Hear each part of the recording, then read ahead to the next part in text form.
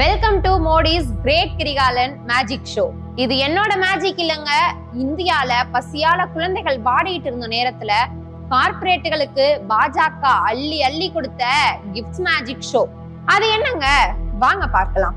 பாஜகவுக்கு நெருக்கமான கூட்டு களவாணி கார்ப்பரேட் குழுமங்கள் திருப்பி செலுத்தாத வங்கி கடன்களை மோடியோட பாஜக அரசு தொடர்ந்து தள்ளுபடி செஞ்சுக்கிட்டு இருக்கு.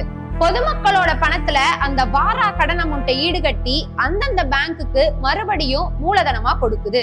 மோடி அரசோட 8 ஆண்டுகள்ல மட்டும் கார்ப்பரேட் நிறுவனங்கள் பேங்க்ல வாங்கின 12 லட்சம் கோடி ரூபாய் மதிப்பிலான கடன்கள் வாரா கடன்களா இருப்பதா ஆய்வுகள் சொல்லுது.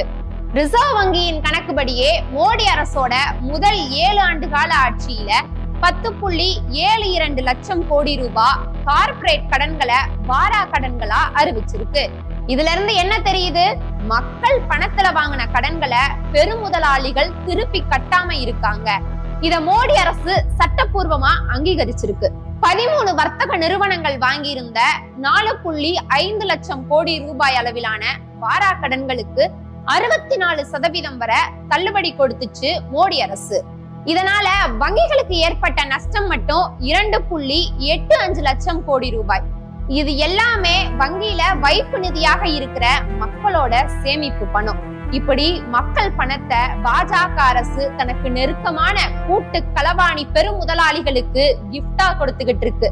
இது மட்டுமா, கடன் தள்ளுபடி போதாதுன்னு கார்ப்பரேட் நிறுவனங்களுக்கு வரி சலுகைகளும் பாஜக அரசு வாரி வழங்கிக்கிட்டு இருக்கு. 2018 இருந்து 2019 வரை நிகர நேரடி வரி வசூல் 11.36 லட்சம் கோடி ரூபாய். இதுவே 2019 இருந்து 2020 இது 10.49 லட்சம் கோடி ரூபாய்.